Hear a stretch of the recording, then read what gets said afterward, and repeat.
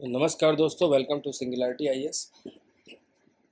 आज हमारे इस एमसीक्यू के सीरीज़ में हमारा टॉपिक होने वाला है भारतीय संविधान। इसके टोटल 300 एमसीक्यू हैं जो हम यहाँ डिस्कस करेंगे, लेकिन इसको हम 3 पार्ट में करेंगे। लगभग 100 क्वेश्चन में हम बांटेंगे और तीन तीन पार्ट में हम इसको डिस्कस करेंगे। ठीक है, तो इसमें संविधान के जो 14 टॉपिक हैं सबसे ज़्यादा महत्वपूर्ण, उनको कवर किया गया है। और जो महत्वपूर्ण क्वेश्चन है जो हमेशा आते हैं एग्ज़ाम में, ठीक है, उनको कवर करेंगे हम। आइए शुरू करते हैं।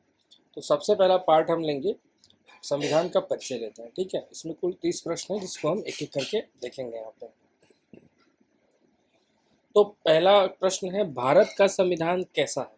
कैसा संविधान? यह अलिखित है कि सबसे छोटा लिखित है, या विश्व का सबसे बड़ा लिखित संविधान है, या मौखिक परंपरा पर आधारित?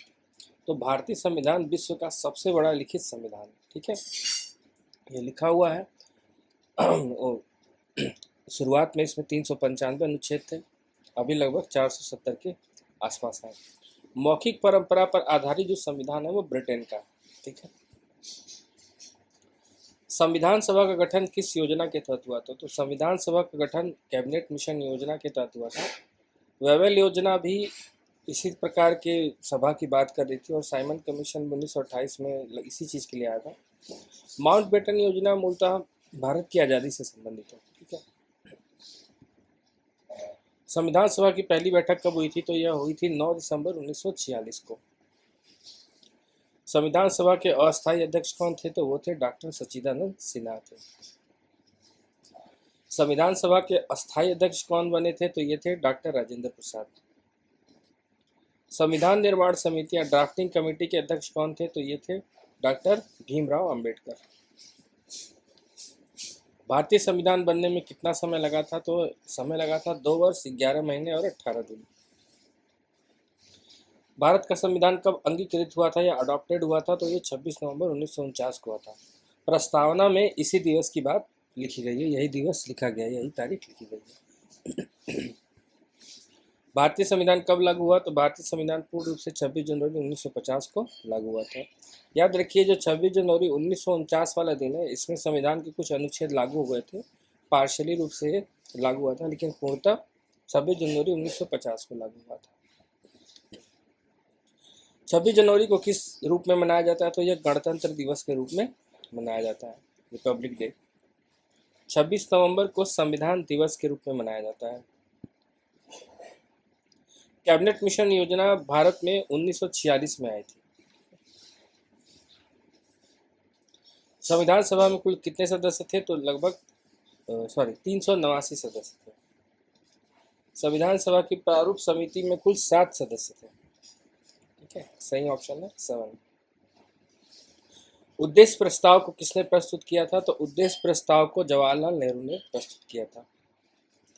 संविधान सभा का मुख्य आधार किस देश का संविधान है? तो भारत सरकार अधिनियम 1935 जो हमारे उस समय पारित हुआ था, तो संविधान बनते समय इस अधिनियम का ज़्यादा सोर्स लिया गया था। ठीक है, इस अधिनियम से कई सारे अनुच्छेद लिए गए हैं। मूल संविधान में कुल कितने अनुच्छेद थे? तो 395 अनुच्छेद है। देखिए, अभी भी 395 अनुच्छेद ही हैं, लेकिन उसमें कुछ सब पार्ट बनाते बनाते वो 470 हो गए। मूल संविधान में कुल कितनी अनुसूचियां थी? तो मूल संविधान में कुल 8 अनुसूचियां थी। वर्तमान समय में 12 अनुसूचियां हैं। वर्तमान समय में संविधान में कितनी अनुसूचियां हैं? तो 12 अनुसूचियां हैं। संविधान सभा में महिला सदस्यों की संख्या कितनी थी? तो ये संख्या थी 15। संविधान की कुंजी किसे कहा जाता है? संविधान की कुंजी प्रस्तावना को कहा जाता है। संविधान सभा ने राष्ट्रीय ध्वज को कब अपनाया था? तो 22 जुलाई 1947 को अपनाया था।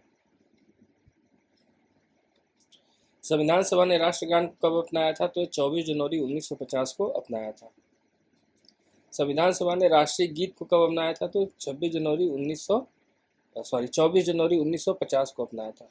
देखिए, राष्ट्रगान है जो हमारा जनगण मन, वो 24 जनवरी 1950 को, और राष्ट्रीय गीत जो वंदे मातरम है वो भी 24 जनवरी 1950 को। भारतीय संविधान में कुल कितने भाग थे? तो भारतीय संविधान में कुल कितने 22 भाग थे। अभी 25 भाग है, जिसमें मूल कर्तव्य एक भाग जोड़ा गया था, और एक अपना नगर पंचायत से संबंधित भाग जोड़ा गया था, दो पार्ट उसमें। भारत के संविधान की भाषा कौन सी है? तो हिंदी और अंग्रेजी दोनों है। संविधान सभा की अंतिम बैठक कब हुई थी? तो 24 जनवरी 1950 को अंतिम बैठक हुई थी। डॉक्टर अंबेडकर ने संविधान सभा में अंतिम भाषण कब दिया था? तो 25 नवंबर 1949 को दिया था। संविधान सभा में कितनी समितियां थी? तो टोटल 17 समितियां थी। संघ समिति के अध्यक्ष कौन थे? तो संघ समिति के अध्यक्ष जवाहरलाल नेहरू थे। अब देखेंगे हम संविधान के कुछ प्रमुख विशेषताएं, की feature of the constitution. Bharat में किस प्रकार की शासन प्रणाली है? तो भारत में संसदीय शासन प्रणाली है। ठीक है, संसद के तहत चुनाव होता है जिसमें सांसद चुनते हैं। भारत में किस प्रकार की नागरिकता है? तो भारत में एकल नागरिकता है। यहाँ पर एक ही नागरिकता है, ऐसा नहीं कि कोई यूपी का नागरिक है, कोई महाराष्ट्र का नागरिक है। केवल एक नागरिकता है, वो भारत की नागरिकता है। जबकि यूएसए में दोहरी नागरिकता होती है। यूएसए में जो किसी राज्य का नागरिक होता है वो साथ साथ यूएसए का भी नागरिक होता है। दो तरह की नागरिकता होती है। भारत में न्यायपालिका की स्थिति कैसी है? तो भारत में न्यायपालिका स्वतंत्र है, यह पूर्ण रूप से किसी के अधीन नहीं है। भारत किस प्रकार का गणराज्य है? तो भारत समाजवादी, लोकतांत्रिक और धर्मनिरपेक्ष, यानी तीनों प्रकार का गणराज्य। उपरोक्त सभी होंगे इसके आंसर। कठोर और लचीले संविधान का मिश्रण किस देश का संविधान है? तो ये भारत का संविधान है, जो कठोर और लचीला दोनों माना जाता है। भारत के संविधान में संघवाद की विशेषता किस देश से ली गई है? तो ये कनाडा से ली गई है। भारत के संविधान में मौलिक अधिकार किस देश से लिए गए हैं? अमेरिका से लिए गए हैं। ये सवाल पूछते हैं एग्जाम में। नीति निर्देशक तत्व किस देश के संविधान से लिए गए हैं? तो ये आयरलैंड से लिया गया है। संसदीय शासन प्रणाली किस देश से ली गई है? तो ब्रिटेन से ली गई है। भारत के संविधान में आपातकालीन प्रावधान किस देश से लिए गए? तो जर्मनी या वाइमर के संविधान से लिए गए हैं। समवर्ती सूची का विचार किस देश से लिया गया है? तो ऑस्ट्रेलिया से लिया गया है। भारत में सर्वोच्च न्यायालय की न्यायिक समीक्षा किस देश से ली गई? तो अमेरिका से ली गई। यानी सर्वोच्च न्यायालय अपने ही दिए गए किसी निर्णय की पुनः समीक्षा कर सकता है। मूल कर्तव्य किस देश के संविधान से प्रेरित है? तो रूस या सोवियत संघ जो उस समय था उसके संविधान से प्रेरित है। राज्यसभा में राज्यों का असमान प्रतिनिधित्व किस देश की विशेषता से प्रेरित है? तो यह कनाडा की विशेषता से प्रेरित है। भारत में विधि का शासन किस देश से लिया गया है? तो ब्रिटेन से लिया गया है। भारत का संविधान किस दृष्टि से अर्धसंघीय है? क्योंकि यहाँ केंद्र मजबूत है, राज्य थोड़े कमजोर होते हैं, इसीलिए इसे अर्धसंघीय कहा जाता है। भारत के संविधान को बैग ऑफ बोरोइंग्स यानी उधार का बैग या थैला किसने कहा था? तो ये से आइवर जेनिंग्स ने कहा था। यहाँ पे ईवर लिखा हुआ है। संयुक्त अधिवेशन या ज्वाइंट सेशन का प्रावधान किस देश से लिया गया? तो ऑस्ट्रेलिया से लिया गया। देखिए, जब लोकसभा और राज्यसभा दो अलग अलग सदन होते हैं, जब किसी बिल पर कोई विवाद होता है या बहस हो जाती है कि बिल अटक जाता है, तो उसको पारित करने के लिए ज्वाइंट सेशन किया जाता है। ठीक है, दोनों सदनों को संयुक्त रूप से बैठाया जाता है अनुच्छेद 108 के तहत। ठीक, तो ऑस्ट्रेलिया से लिया गया है। भारत में लोकसभा अध्यक्ष की भूमिका किस देश के हाउस ऑफ कॉमन से प्रेरित है? तो ब्रिटेन से प्रेरित है।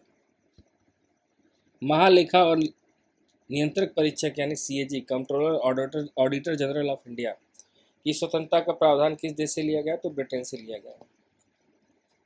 भारत को गणराज्य क्यों कहा जाता है? भारत को गणराज्य इसलिए कहा जाता है क्योंकि यहाँ राज्याध्यक्ष जो है राष्ट्रपति निर्वाचित होता है।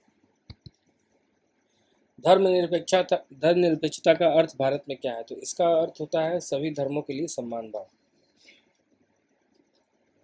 भारत में किस प्रकार का संघवाद है? तो यह सहकारी संघवाद है। आपस में संघ जो है सहकारिता करते हैं।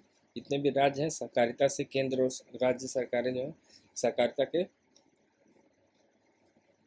संघवाद पर चलती है। लोकतंत्र में सर्वोच्च शक्ति किसके पास होती है? तो जनता के पास होती है। सार्वभौम मताधिकार का अर्थ क्या है? यानी 18 वर्ष के ऊपर सभी को मत। अब आते हैं प्रस्तावना के पार्ट पर। भारतीय संविधान की प्रस्तावना में कौन से 5 शब्द प्रमुख हैं? तो संप्रभु, समाजवादी, धर्मनिरपेक्ष, लोकतांत्रिक और गणराज्य, ये 5 शब्द प्रमुख हैं। समाजवादी और धर्मनिरपेक्ष शब्द प्रस्तावना में कब जोड़े गए? तो ये सन 1976 में जोड़े गए। जो 42वां संविधान संशोधन हुआ था सन 1976 में, उसमें किया गया था।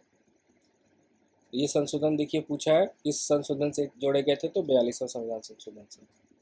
प्रस्तावना में अखंडता शब्द किस संशोधन से जोड़ा गया, तो ये भी 42वां से ही जोड़ा गया है। संप्रभु या सोवर्जिन का अर्थ क्या होता है, यानी भारत किसी विदेशी शक्ति के अधीन नहीं है। भारत एक संप्रभु राज्य है, वो इंडिपेंडेंट है अपनी निर्णय लेने के लिए। प्रस्तावना का संबंध किस न्यायिक मामले से है, जहां इसे संविधान की आत्मा कहा गया, तो केशवानंद भारती केस जो था वहां से लिया गया है।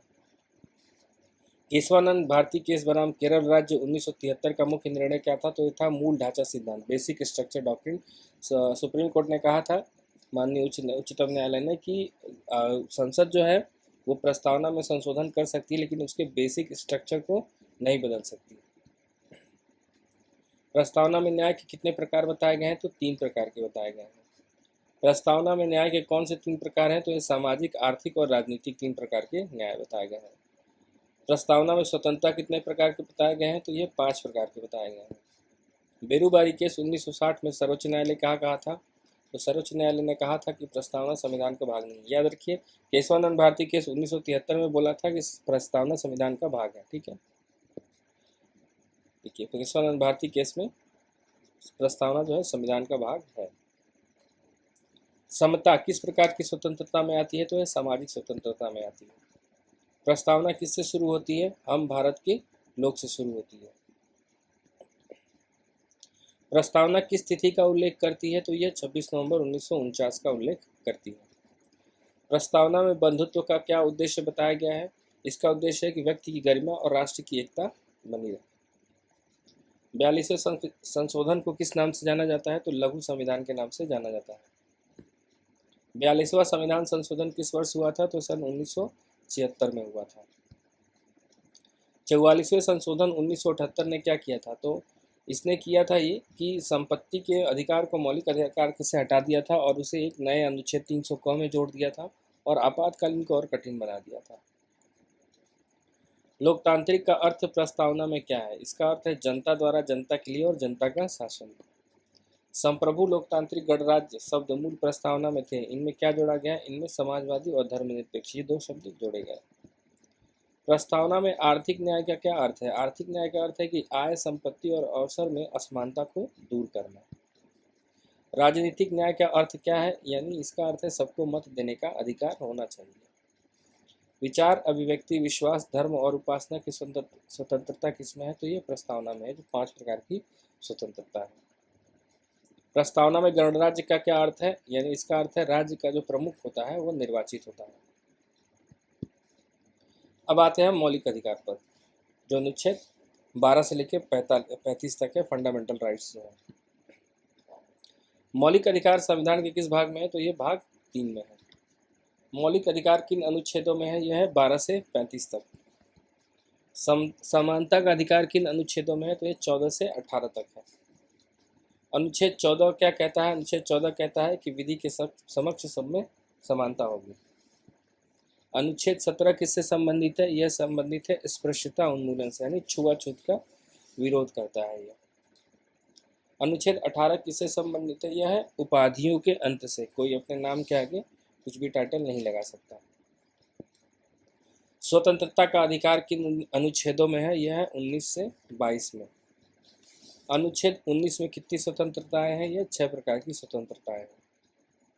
अनुच्छेद 21 किससे संबंधित है, यह प्राण एवं दैहिक स्वतंत्रता से संबंधित है। अनुच्छेद 21(1) क्या है, यह 6 से 14 वर्ष के बच्चों को निःशुल्क शिक्षा की बात करता है। शोषण के विरुद्ध अधिकार किन अनुच्छेदों में है, यह 23 से 24 में है। अनुच्छेद 23 किससे संबंधित प्रश्न है, किससे संबंधित है, यह मानव व्यापार और बेगार निषेध से संबंधित है। अनुच्छेद 24 किससे संबंधित है, यह 14 वर्ष से कम बच्चों को कारखानों में काम करने से रोकता है। धर्म की स्वतंत्रता किन अनुच्छेदों में, यह 25 से 28 में है। सांस्कृतिक एवं शैक्षिक अधिकार किस अनुच्छेदों में है, यह 29 से 30 में है। संवैधानिक उपचार का अधिकार किस अनुच्छेद में है, तो अनुच्छेद 32 में है। डॉक्टर अंबेडकर ने किस अनुच्छेद को संविधान की आत्मा कहा था, तो इसे अनुच्छेद 32 को कहा था। अनुच्छेद 32 के तहत कौन कौन से रिट जारी किए जा सकते हैं, तो इसमें 5 प्रकार के रिट जारी किए जा सकते हैं। आपके मौलिक अधिकारों का यदि उल्लंघन होता है तो अनुच्छेद 32 के तहत रिट दायर कर आप सीधे सुप्रीम कोर्ट जा सकते हैं।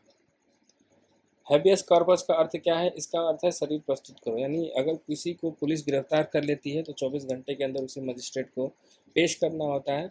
अगर वो 24 घंटे के अंदर पेश नहीं करती तो जो उसके परिजन है जिसको गिरफ्तार किया गया है वो इसके तहत जाकर उसे पुलिस से पूछ सकते हैं। सुप्रीम कोर्ट उसे आदेश देगी कि जो इसको अपने गिरफ्तार किया है वो कहाँ उन्हें प्रस्तुत किया जाए। मंडमस रिट कब जारी होती है? यह सरकारी कर्मचारी जब कर्तव्य नहीं निभाते हैं तब जारी किया जाता है। प्रोहिबिशन रिट कब जारी होती है? जब निचली अदालत अपने अधिकार क्षेत्र से बाहर चले जाए। इसे प्रतिषेध कहा जाता है हिंदी में। को वारंटो रिट किस लिए होती है? यह किसी अयोग्य व्यक्ति द्वारा पद धारण करने पर जारी की जाती है। मौलिक अधिकारों को कौन निलंबित कर सकता है? तो मौलिक अधिकारों को राष्ट्रपति आपातकाल में निलंबित कर सकता है। किन मौलिक अधिकारों को आपातकाल में भी निलंबित नहीं किया जा सकता? तो यह अनुच्छेद 20 और 21 है जिन्हें आपातकाल में भी निलंबित नहीं किया जा सकता। संपत्ति का अधिकार अनुच्छेद 31 को मौलिक अधिकार से कब हटाया गया था? तो सन 1978 में 44वें संविधान संशोधन द्वारा इसे हटाया गया था। संपत्ति का अधिकार अब किस अनुच्छेद में है? तो यह अनुच्छेद 300 क में है। मौलिक अधिकारों का रक्षक किसे कहा जाता है? तो मौलिक अधिकारों का रक्षक सर्वोच्च न्यायालय को कहा जाता है। अनुच्छेद 15 किससे संबंधित है? तो धर्म, मूल, वंश, जाति, लिंग पर भेदभाव से निषेध करता है। ठीक है, यानी इनके आधार पर किसी प्रकार से भेदभाव नहीं किया जाएगा। अनुच्छेद 16 किससे संबंधित है? तो लोक नियोजन में अवसर की समानता से संबंधित है। पब्लिक इंटरेस्ट लिटिगेशन PIL का संबंध किस अनुच्छेद से है? तो अनुच्छेद 32 के तहत है। 32 के तहत आप सुप्रीम कोर्ट में जाकर PIL दाखिल कर सकते हैं। मौलिक अधिकारों को कितने भागों में बांटा गया है? तो इसे 6 भागों में बांटा गया है। तो ये था हमारा संविधान का पार्ट ए, जिसमें हमने कुछ लगभग 117 क्वेश्चन को डिस्कस किया है। पार्ट सेकेंड और थर्ड में हम पूरे 300 जो बाकी क्वेश्चन है उनको भी डिस्कस करेंगे। तब तक के लिए धन्यवाद, मिलते हैं अगले लेक्चर में। Thank you.